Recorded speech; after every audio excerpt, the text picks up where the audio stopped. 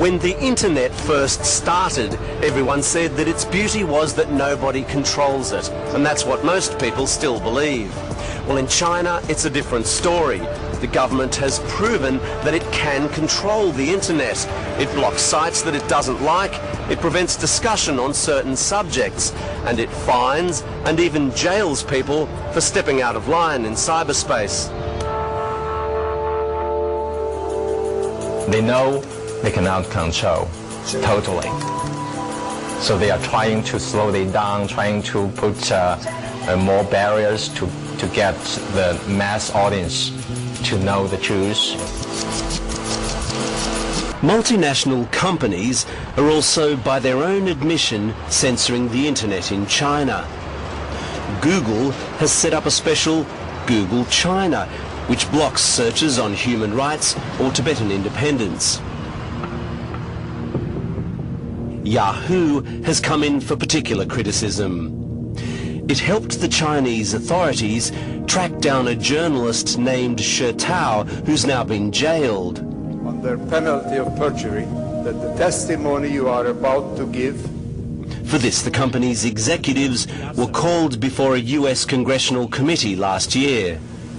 If you think our witnesses today are uncomfortable sitting in this climate-controlled room and accounting for their company's spineless and irresponsible actions, imagine how life is for She Tao, spending 10 long years in a Chinese dungeon for exchanging information publicly.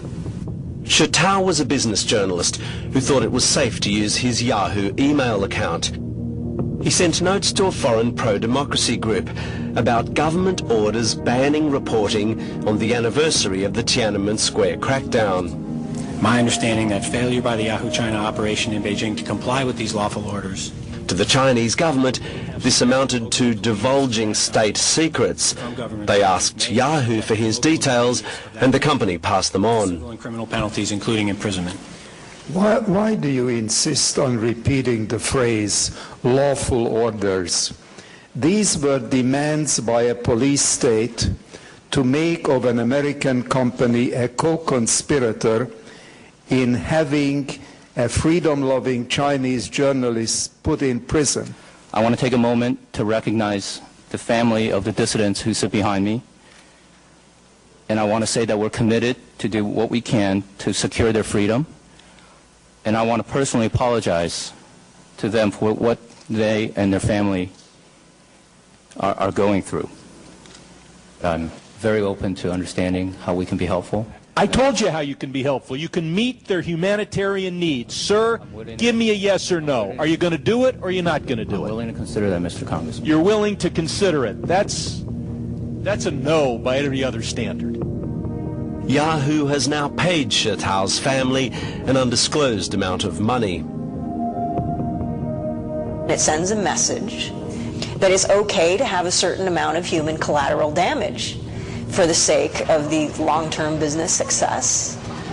There's really no way you can provide an email service hosted on computers inside China and not end up assisting with the jailing of dissidents. It's almost, I think it's impossible.